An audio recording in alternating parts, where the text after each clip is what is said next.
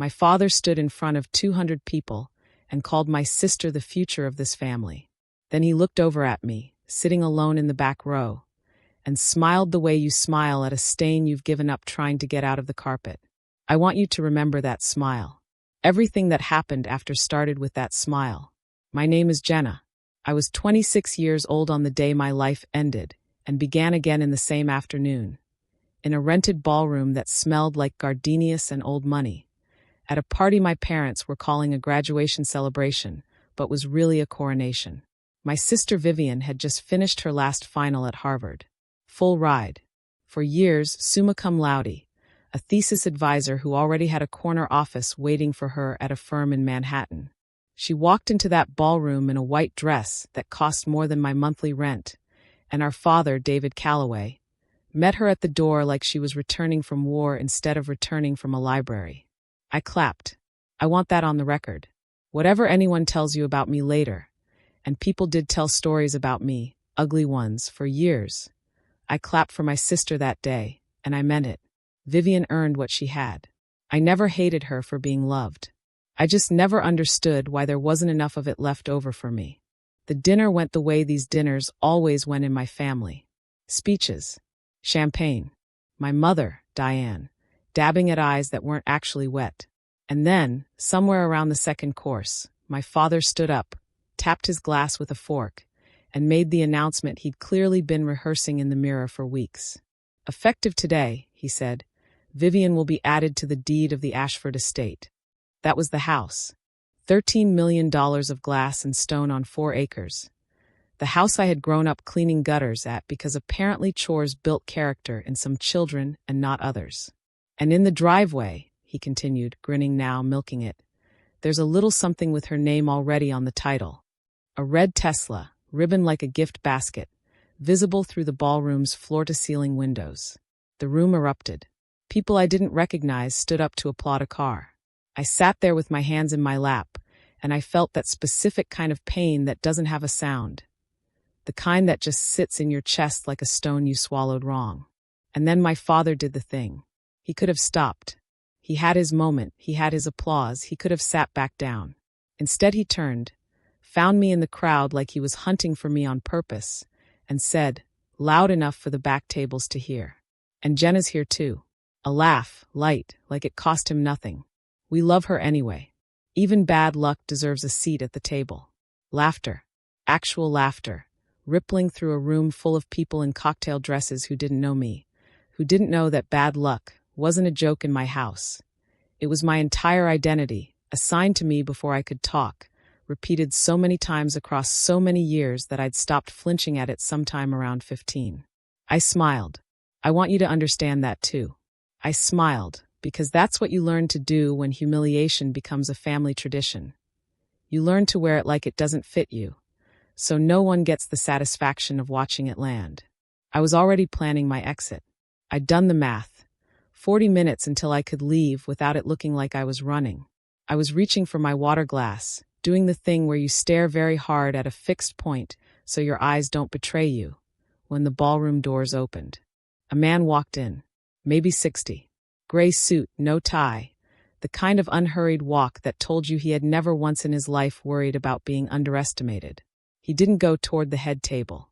He didn't go toward my father, who clearly assumed every well-dressed stranger at his event was there for him. He walked straight down the side aisle, past 40 tables, directly to me. He set a sealed envelope on the white tablecloth in front of my plate. Cream-colored, heavy stock. My name written across the front in handwriting I had never seen before and would, within the hour, come to know by heart. Then he leaned down, close enough that only I could hear him, and said the sentence that ended one version of my life and started another. It's time they learn who you really are.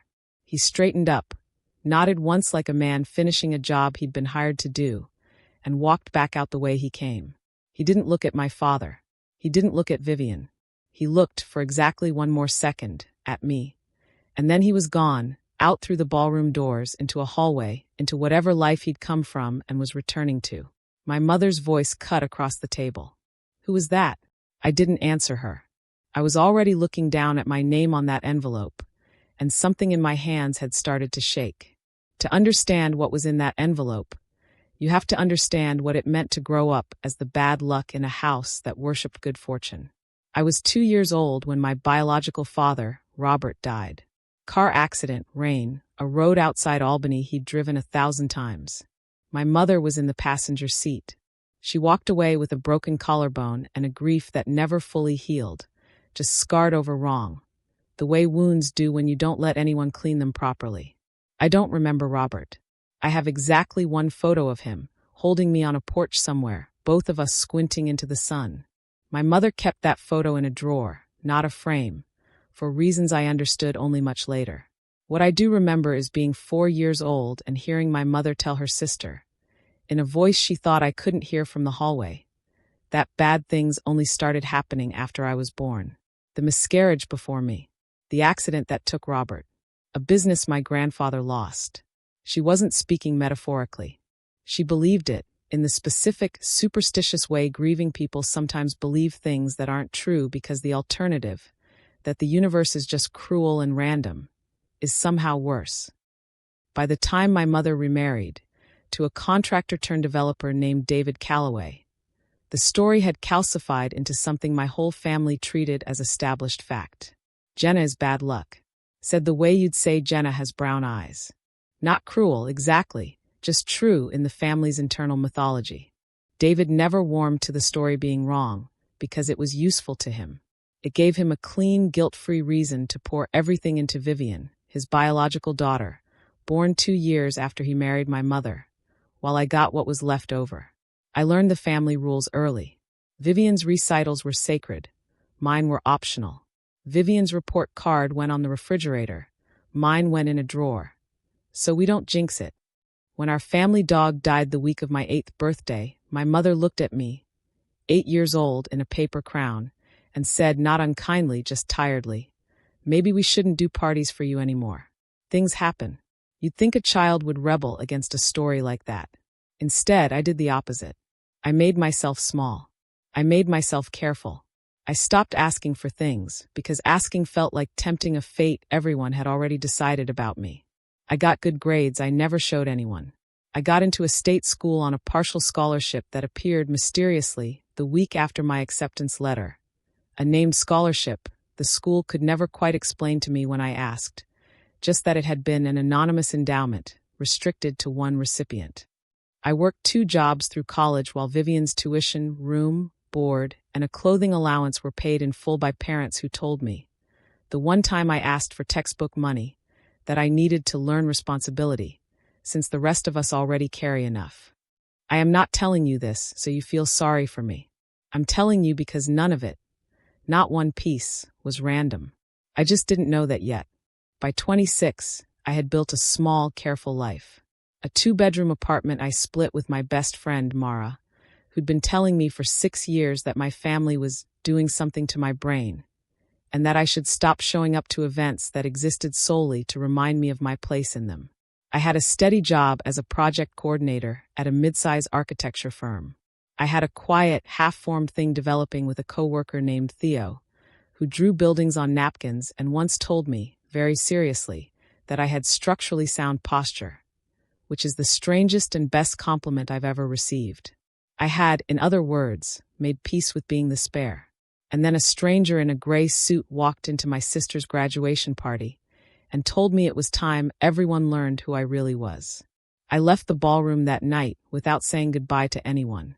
I sat in my car in the parking garage with the envelope on my lap for 11 minutes before I opened it, because some part of me, the careful part, the part trained for 26 years to expect disaster, was terrified of what was inside. What was inside was the first sentence of my grandmother's handwriting I had ever read. Asterisk, my dearest Jenna, you don't know me. That is the great failure of my life, and I am only sorry I waited until I was dying to begin fixing it. Asterisk. I read that line 4 times before I understood I had a grandmother. A living, breathing, no. A grandmother who had just died, and had been watching me somehow my entire life. Her name was Eleanor Hargrove. I had never heard it spoken in my mother's house, not once in 26 years. I would later learn that was not an accident. It was a rule, enforced the way our family enforced everything that mattered, through silence rather than argument. The letter was 4 pages, handwritten, and I read it in a parking garage with my hazard lights blinking like the car itself was nervous for me. Eleanor was my mother's mother, my biological grandmother. She and my mother had been estranged for over 2 decades, since shortly after my father Robert's death. A falling out so total that my mother had erased her own mother from every story she ever told me about her childhood. I had grown up believing both my maternal grandparents were dead. One of them was. The other had been alive, 60 miles away, the entire time. Your mother and I had a terrible fight. The kind that happens when 2 grieving people each decide the other one is the reason the grief won't stop. She told me she didn't want my help raising you. She told me, specifically, that you were not mine to claim. I was proud, and I was wrong, and I let 24 years pass believing that pride was the same thing as dignity. It is not. I want you to know that before anything else in this letter. She wrote that she'd hired someone, not to spy, she was careful to clarify, but to simply know. To know if I was safe. To know if I was fed, schooled, cared for. And over the years, what that someone reported back to her was not safety. It was a pattern. A name repeated at family dinners like an insult dressed as affection. A scholarship that needed to exist because no one else was going to pay for my education. A car that broke down twice a year because it was 12 years old and had been my grandfather's before it was mine, while my sister drove something new. I am not writing to make you hate them. Hate is heavy, and you have carried enough weight without my permission for one lifetime. I am writing because I have spent 30 years building something, and I find, now that the doctors have given me a number of months rather than years, that I do not want to leave it to people who only know how to love conditionally. I want to leave it to the only person in that family who never once, in any report I received, asked for anything. The letter named a lawyer. Sterling Cross. The man in the gray suit. It told me to call him within the week, that he held documents I needed to see, and that whatever I decided to do with what I learned, including nothing at all, was entirely my choice, and she would understand either way, because she had already failed me once by waiting too long, and she refused to fail me twice by demanding anything in return. The last lines of that letter are the ones I still keep folded in my wallet, soft at the creases now from how many times I've unfolded them. You were never bad luck, Jenna. You were just unwitnessed. There's a difference, and I am sorry it took me this long, and this much, to make sure someone finally saw you properly. Your grandmother, Eleanor, I sat in that parking garage and cried in a way I hadn't let myself cry since I was a child. The kind of crying that comes from your stomach instead of your eyes. Not because I was sad, exactly. Because for the first time in my entire life, someone had looked at the story my family told about me and called it what it actually was. A lie. A useful, convenient, 24-year-old lie. I called Sterling Cross the next morning at 9 a.m. sharp. Sterling Cross's office was on the 11th floor of a building downtown that didn't advertise itself with a sign. The kind of place that only people who already know where they're going can find. He greeted me like we were old colleagues finishing a conversation we'd started years ago, rather than 2 strangers who'd exchanged 11 words in a ballroom. Your grandmother, he said, settling behind a desk with absolutely nothing on it, was the single most precise person I worked with in 31 years of practice. She did not leave things to chance. I want you to understand that before we go any further, because what I'm about to tell you is going to sound like chance, and it is not. He laid out the shape of it slowly, the way you'd hand someone a glass of water before telling them bad news, making sure they had something to hold on to first. Eleanor Hargrove had built Hargrove Group from a single hotel in the 1970s into a regional real estate and hospitality company worth, conservatively, $84 million. Hotels, 2 shopping developments, a portfolio of residential land that had appreciated past anyone's early projections. She had run it alone since my biological grandfather's death, refused every merger offer for 2 decades, and apparently kept exactly 1 photograph on her office desk for the last 15 years of her life. A girl in a paper birthday crown, lifted off a local newspaper's archived photo of an elementary school fundraiser. The only image of me she'd been able to obtain without my family ever knowing she was looking. "There's something else," Sterling said, and this is the part where the floor of my understanding actually moved. In 1999, your stepfather needed startup capital for what would become Callaway Holdings. He went through 3 banks and 3 rejections. He got his 4th offer through a private lender, an anonymous trust, structured through an intermediary firm, so he'd never know whose money it actually was. I already knew the answer before he said it. "Eleanor's," he confirmed. "She structured the loan herself. Your mother never knew. Your stepfather never knew. The terms were generous, low interest, long term.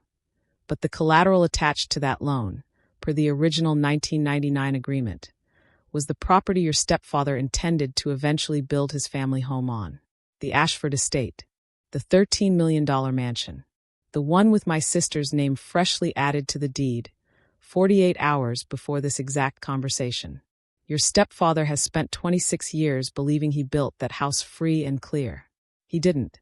The original loan agreement included a clause allowing the lender to call the collateral due, in full, under specific conditions, including the death of the lender, if the lender's estate elected to enforce it.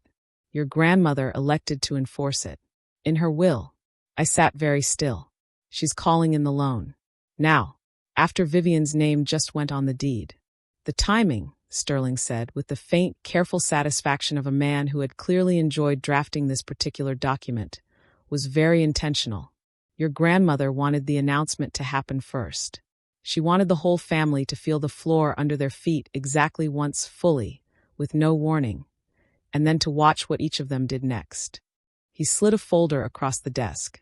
Inside it, deeds, loan documents, a full accounting of Hargrove Group's holdings, and a single-page summary of her will, in language so plain it almost hurt to read. Asterisk to my granddaughter Jenna Mitchell Callaway, I leave the entirety of Hargrove Group, its assets, and its outstanding receivables, including but not limited to the Callaway Holdings loan agreement dated March 1999. This bequest is unconditional. She owes this family nothing, including mercy, though I suspect she'll choose to offer some anyway. That's not weakness. That was always her strength. Asterisk. What happens, I asked, if I do nothing? If I just let the loan sit? Sterling leaned back. Then nothing happens, and your family keeps a house they don't actually fully own, and life goes on exactly as it has for 26 years. A pause. But that's not really the question you're asking me, is it? It wasn't. The question I was actually asking, the one I didn't have words for yet, was simpler and far more dangerous. What do I want to happen to the people who called me bad luck for not being loved enough? I didn't answer him that day. I asked for 2 weeks to think. He gave me 4, and told me, almost gently, that my grandmother had asked him to make sure I never felt rushed into becoming someone I wasn't ready to be. I didn't tell anyone except Mara and Theo. Not my mother. Not my sister. Certainly not David. For 3 weeks, I went to work like nothing had happened, ate dinner like nothing had happened, and spent every night at Mara's kitchen table with Sterling's folder spread out in front of me, learning a language I'd never had to speak before. The language of holding companies, collateral clauses, and the very specific kind of power that comes from knowing something other people don't know you know. I want to be honest about something here. The fantasy in those first weeks was simple and ugly and human. I wanted to walk into the Ashford estate, slap a foreclosure notice on the kitchen counter, and watch my father's face fold in on itself in real time. I rehearsed that scene in my head more times than I'd like to admit. Some nights, it was the only thing that got me to sleep. But Eleanor's letter kept pulling me back from the edge of that fantasy, the way a hand on your shoulder pulls you back from a curb. Hate is heavy, and you have carried enough weight without my permission for one lifetime. So instead of foreclosure notices, I started smaller. I had Sterling quietly acquire, through a holding entity with a name that meant nothing to anyone, Crownsmith Partners, a minority position in 2 outstanding development loans Callaway Holdings had taken to fund its newest project, a mixed-use property my father had been bragging about at the graduation dinner as the one that puts us in a different league. I didn't touch the Ashford loan yet. I wanted to understand the whole board before I made my first real move. What I learned piece by piece, over those 4 weeks, rearranged everything I thought I knew about my own childhood. The anonymous scholarship that paid my way through college wasn't anonymous to Eleanor. She'd funded it directly. The year I got my acceptance letter, after learning through her investigator that my parents had told me flatly that there was no money for school this time. The same week they put a deposit on Vivian's SAT tutor. The used car that broke down constantly through my teenage years had been my grandfather's, Robert's father's, and had been deliberately kept from being properly serviced or replaced, year after year, while a new car for Vivian was treated as a foregone conclusion the day she turned 16. And the dog, the one that died the week of my 8th birthday, the one my mother used as one more piece of evidence in the case against me. Eleanor's investigator's notes, included almost as an afterthought in Sterling's files, mentioned that the vet's report at the time listed the cause as a preventable illness, untreated for weeks because, in my mother's words to the vet on record, "We're trying not to spend on things that don't pan out this year." I read that line standing in Mara's kitchen and had to sit down on the floor. It wasn't bad luck. It had never been bad luck. It was 26 years of a household deciding, methodically, where its love and its money would go, and building a story about fate to make that decision feel like something other than a choice. Theo found me on that kitchen floor that night. He didn't say anything wise. He just sat down next to me on the cold tile and stayed there until I was ready to get up. Later, he told me something I've held on to since. Asterisk, you're not bad luck. You're just the only one in that family who ever had to be good on purpose, because nobody was doing it for you. Asterisk. By the end of the 4th week, I called Sterling and told him I was ready to move. On what? He asked. All of it, I said. But not all at once. I want them to feel exactly what they made me feel. Slowly. One piece at a time. I want them to spend weeks wondering if they're imagining it. There was a pause on the line, and then, for the first time since I'd met him, Sterling cross-laughed. Your grandmother, he said, would have loved you for that sentence specifically. The first thing my father noticed was small enough that he almost dismissed it.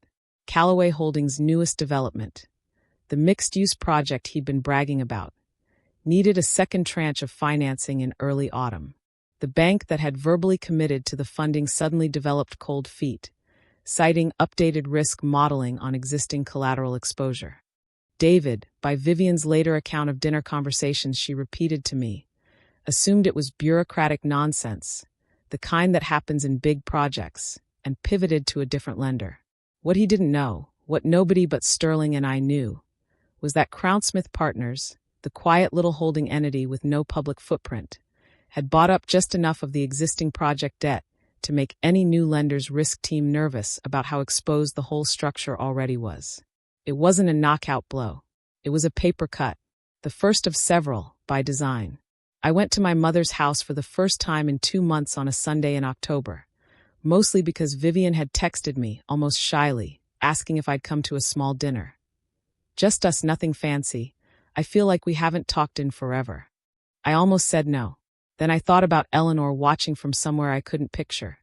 And I thought, asterisk, I want to see their faces before they know anything is wrong. I want to remember what normal looked like, right before it stopped being true. Asterisk. Vivian seemed different that night. Tired, in a way I didn't recognize on her. She'd moved into the Ashford estate 2 weeks earlier. Her own wing, her own car parked under a portico my father called the gallery, without irony. And somewhere in those 2 weeks, the shine of it had started to dull. It's so quiet there, she told me, picking at a dinner roll. Dad's stressed about something with the new project, and Mom keeps telling me not to ask him about it because it'll ruin the mood. She laughed, but it didn't land right. I used to think I wanted exactly this. A house, a car, the whole picture. Now I just sit in that big kitchen by myself most nights wondering why it feels so empty. I didn't tell her why. I wasn't ready. And frankly, I wasn't sure yet whether Vivian deserved to know before the rest of them did. She had benefited from every single thing that had been taken from me. But she had also been a child once, just like I had, raised by the same 2 people, fed the same story about fate and favor, just from the side of it that made her feel chosen instead of cursed. I didn't know yet if she'd ever question that story on her own. I was about to find out slowly whether my sister had a conscience underneath all that inherited comfort, or whether comfort had simply never required her to develop one. "Do you ever think," Vivian asked me that night, very quietly, while our parents argued in low voices in the kitchen about something to do with the bank, "that we got really different versions of the same parents?" I looked at her for a long moment. "Yeah," I said. "I think about that a lot, actually." She didn't push further. But she'd planted something in me that night. A small, stubborn hope that maybe my sister wasn't a villain in this story. Maybe she was just another person Eleanor's investigator had been watching from a different angle.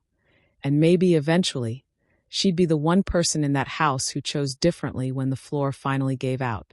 I drove home that night and told Sterling, the next morning, to move on the second tranche. I asked Sterling, somewhere in that strange autumn, why Eleanor had built the plan this way, slow, layered, almost theatrical, instead of simply leaving me money and letting me decide what to do with a clean slate. He pulled a final document from the bottom of the folder, one he said he'd been waiting for the right moment to show me. It was a private memo, Eleanor's own words, dictated to him 8 months before she died, never meant for the will itself. Meant only for him, as instruction, and now, he said, for me. Sterling. When the time comes, do not simply hand Jenna a check. A check would let David and Diane tell themselves a story where they were robbed by misfortune. The same misfortune they spent her whole life blaming her for. I want them to know, specifically and completely, that misfortune had nothing to do with it. I want the collapse to trace, every single time, back to a decision they made about a child they decided wasn't worth their best behavior. Let it come in pieces, so they have time to recognize the shape of it before it's finished.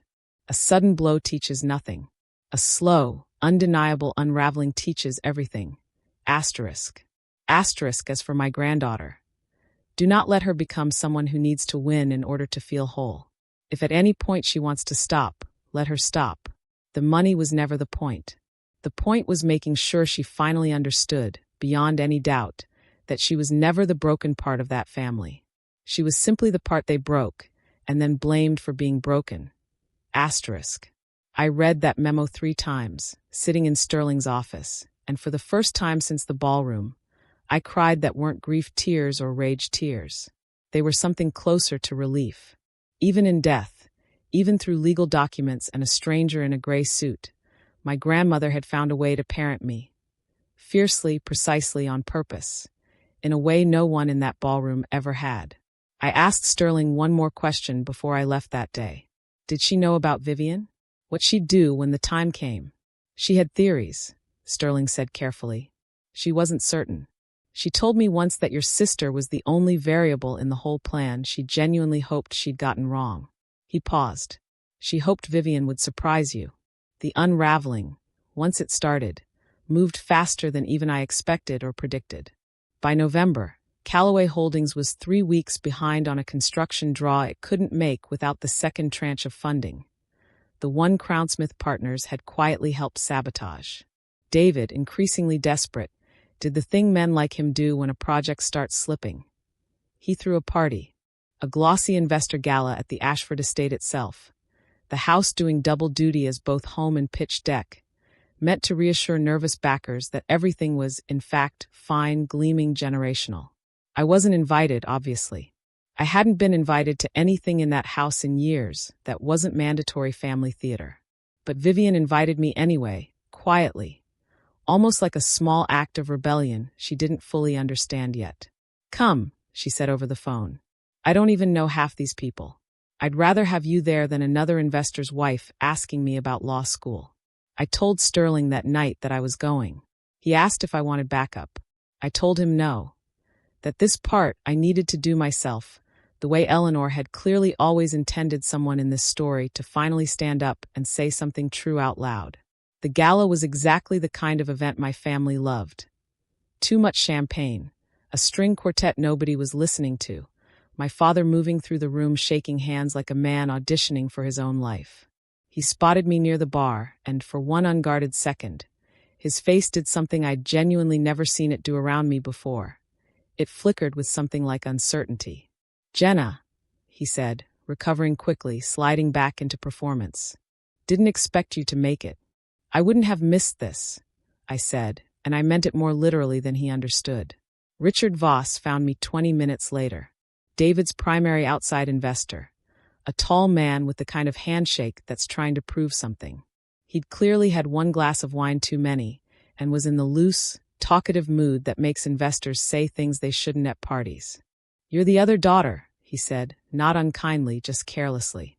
"David doesn't talk about you much." "No," I agreed. "He doesn't."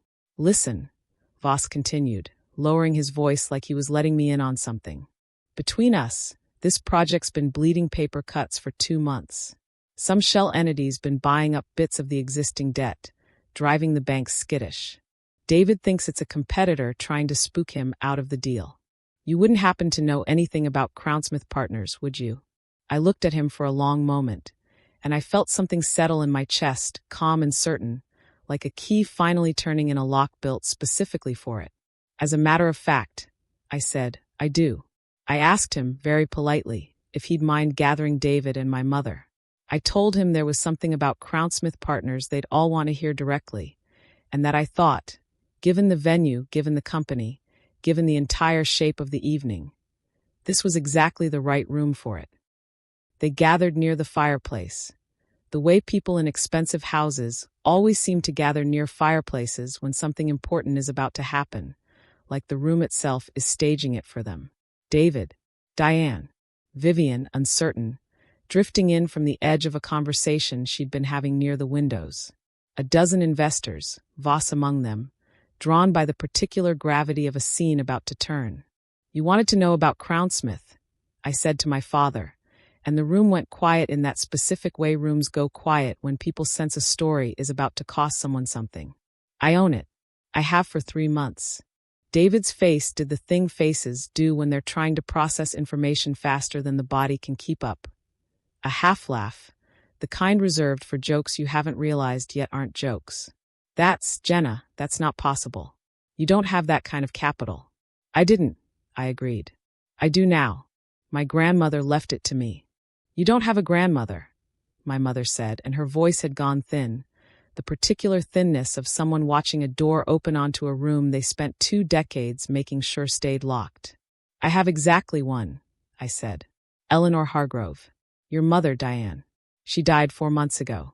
She left me Hargrove Group in its entirety. $84 million in assets, including the loan she quietly financed for you, Dad, back in 1999, when 3 banks turned you down and you needed someone to believe in Callaway Holdings before anyone else would." I watched my father's face do the math in real time. The way you watch a building's foundation register a crack it didn't know it had. "The loan you've spent 26 years thinking you paid off through pure grit," I continued, and I kept my voice level, almost gentle, because Eleanor had taught me, even from the grave, that you don't need to shout to be devastating, was collateralized against this house, the Ashford estate. The deed you put Vivian's name on 6 weeks ago, in front of 200 people, while you told the room I was bad luck and they should love me anyway. I let that sentence sit in the room exactly as long as it needed to. That loan came due in full on the date of Eleanor's death, per its original terms. I haven't called it yet.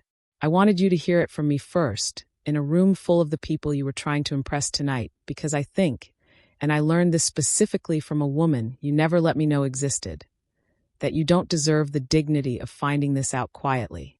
Voss, to his credit, had gone very pale and was already calculating, visibly, exactly how exposed his own investment had just become.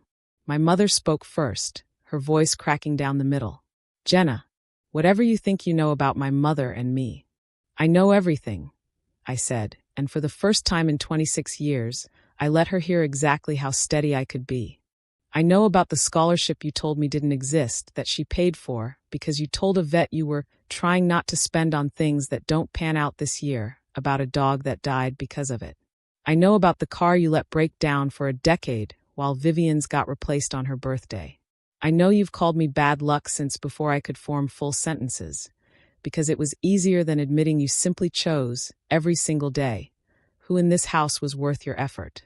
I paused. I'm not bad luck, Mom. I was just unwitnessed. Somebody finally told me the difference. Vivian was crying by then, silently, her hand pressed over her mouth, and I watched something in her face break open. Not performed, not for the room, just real.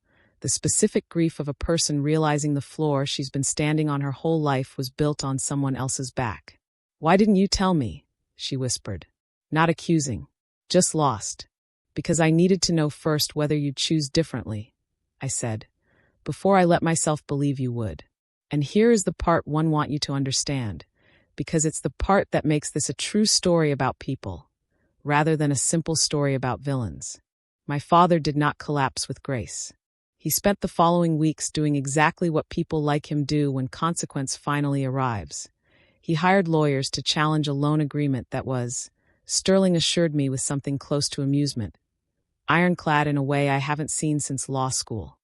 He told mutual friends a version of events where I was a vindictive stranger exploiting an old woman's estrangement for money. He did not call me. He did not apologize. Some people, I learned, will spend their entire fortune defending the version of themselves that never had to be wrong about anything, right up until there's nothing left to defend it with. My mother was harder to watch because her unraveling had actual grief buried inside it, decades old and never properly grieved. She called me once, late at night, 3 weeks after the gala, and didn't ask for money and didn't ask for forgiveness. She asked, in a small voice I'd never heard her use, what Eleanor's last years had been like, whether she'd been alone, whether she'd ever mentioned her. She mentioned you exactly once in the letter she left me. I told her, because it was true, and because some truths are kinder delivered straight than softened. She said the two of you each decided the other was the reason the grief wouldn't stop. She said she was sorry it took her this long to stop being too proud to fix it. My mother didn't say anything for a long time. Then she said, I don't expect you to forgive me, and hung up before I could answer either way. We are not close now. We are not enemies either. Some doors, once you've seen what was behind them, simply close at a different speed than you expect. Vivian was the one who surprised everyone, exactly the way Eleanor had hoped she might. 2 weeks after the gala, she moved out of the Ashford estate, out of the house whose deed was, by then, formally back under Hargrove Group's control, the foreclosure process already underway, David's company restructuring under terms that would leave him solvent but unrecognizable. A smaller man running a smaller company for the rest of his career. Vivian moved into a 1-bedroom apartment 11 minutes from mine. She sold the Tesla. She called me, raw and unrehearsed, and said the truest thing anyone in my family had said to me in 26 years. I didn't know, she said. And not knowing isn't an excuse, because I never once asked why things were different for you. I just took what I was given and called it deserved. I don't know how to fix 26 years. I just know I don't want to be the kind of person who needed a lawsuit to find out her sister was being lied about her whole life. We are, slowly, becoming something neither of us had with each other before. Not the easy, built-in closeness people assume sisters have. Something earned instead. Careful, deliberate. The way you rebuild anything that was never actually finished being built the first time. I run Hargrove Group now, with Sterling as my counsel, and a board Eleanor had quietly assembled for exactly this transition. People who'd believed in her for 30 years and, it turned out, were more than ready to believe in me. I kept the company's name. I added one new initiative in my first year, funded permanently from the company's foundation arm. A scholarship, no longer anonymous, for kids and families where one child gets called the lucky one and another gets called something else.